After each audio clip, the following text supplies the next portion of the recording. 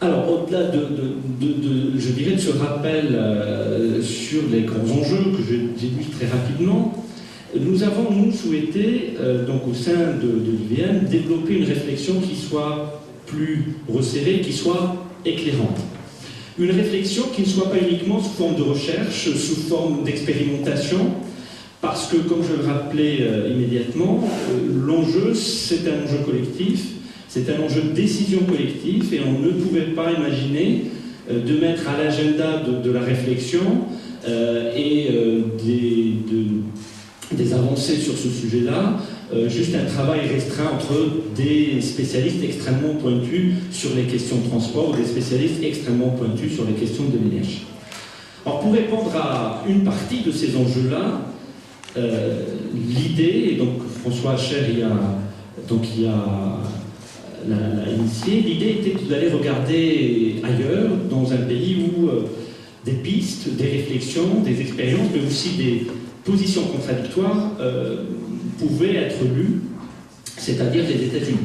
Donc d'où l'idée d'un programme sur le changement climatique et les mobilités urbaines aux États-Unis, ce qui se passait aux États-Unis.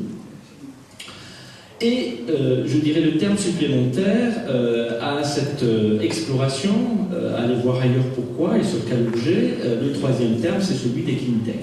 Alors vous allez me dire, d'accord, on vous suit, il y a des enjeux sociétaux importants, il y a des enjeux politiques, économiques, dans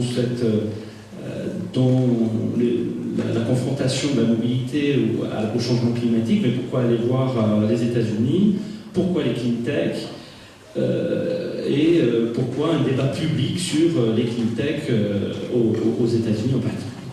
Alors quelques éléments d'explication. D'abord les États-Unis, parce que nous avons, à travers différentes explorations, vu que le débat, les différentes pistes envisagées étaient sur la scène publique, je dis bien sur la scène publique, encore relativement ouvertes.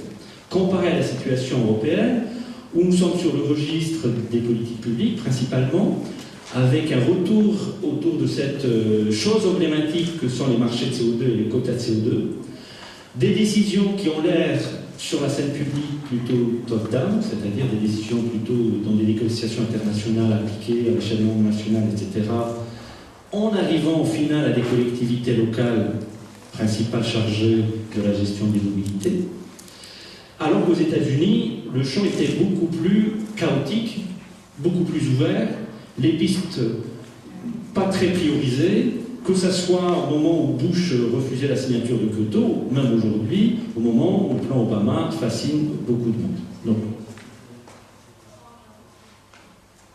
non, il faut incriminer un méchant, pas deux. Donc l'idée, c'était d'aller au-delà de cette première image que nous avons tous, de l'approche européenne et de l'approche américaine, pour voir quelles étaient ces pistes alternatives, quels étaient ces éléments de débat contradictoires qu'on avait explorés et rapidement identifiés. Pourquoi les USA? Parce qu'on a des situations extrêmes, c'est-à-dire des États ou des territoires où la dépendance, par exemple, vis-à-vis de la voiture est extrêmement importante. On a aussi des situations mélangeant justement des extrêmes. C'est le cas en particulier de la Californie, et donc nous organisons le 10 juin une séance qui est consacrée totalement à la Californie. On a à la fois un État où la dépendance vis-à-vis de la voiture est importante, à la fois individuellement, mais aussi pour des raisons économiques.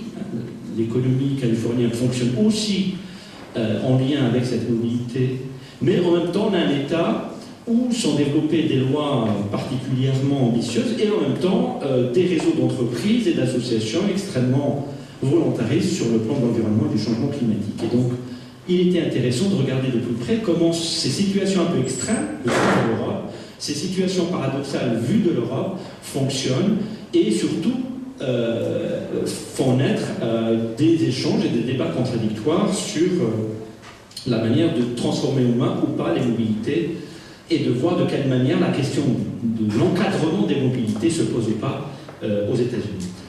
Deuxième point, les clean tech. Alors je réponds à des questions qui sont récurrentes. Nous sommes intéressés aux clean tech d'abord pour la première définition qu'on leur donne, c'est-à-dire un ensemble de technologies qui auraient un impact plus faible sur l'environnement. Donc ça, c'est la définition qui circule, notamment auprès d'un certain nombre d'entreprises porteuses de cette chose-là. L'idée et l'objectif étant de mettre en débat la réalité des ruptures technologiques qui apparaîtraient notamment aux États-Unis et qui se diffuseraient par ailleurs au-delà du périmètre américain et nord-américain. Pourquoi les clean tech? Parce que se construit aux États-Unis un secteur clean tech, en tout cas des tentatives très fortes de construction d'un secteur économique. Autrement dit, une vue qui est différente des questions de changement climatique et qui passe par une dimension économique et, pour le dire plus clairement, une dimension affaires, business, développement du business.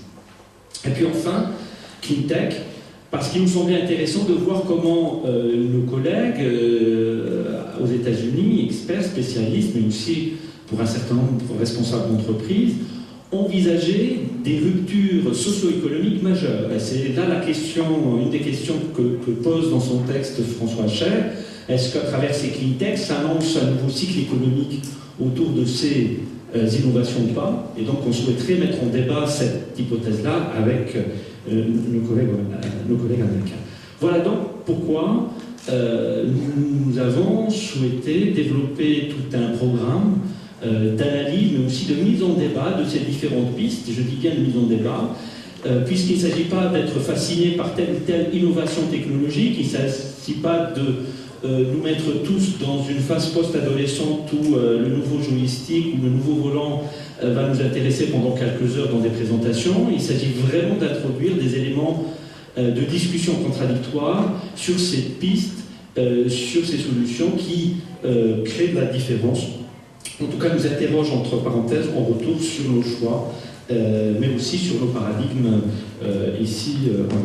Alors, pour mettre en débat, nous avons réfléchi à différentes solutions et il nous est apparu que la mise en place de ces sessions d'audition était l'une des plus intéressantes. Alors, en quoi ça consiste? C'est un dispositif un petit peu différent. Donc, ce ne sont pas des conférences, ce n'est pas un colloque, ce ne sont pas des séminaires avec une table ronde et des plateaux repas où on vous inviterait, on vous invitait à manger tout à l'heure, avec plaisir, parce qu'on a souhaité justement mettre en confrontation des points de vue différents. Aux États-Unis, mais pas seulement, ceux qui travaillent sur la mobilité et les changements climatiques sont issus de milieux extrêmement différents. Et très concrètement, mais je ne vous le répéterai pas, pour organiser ces sessions, on l'a clairement ressenti. Vous allez, et nous avons invité un certain nombre de spécialistes pour cette session et les sessions prochaines, et donc le spécialiste de l'énergie, dans la production de l'énergie, va vous dire, mais écoutez, moi je ne travaille pas vraiment sur la mobilité.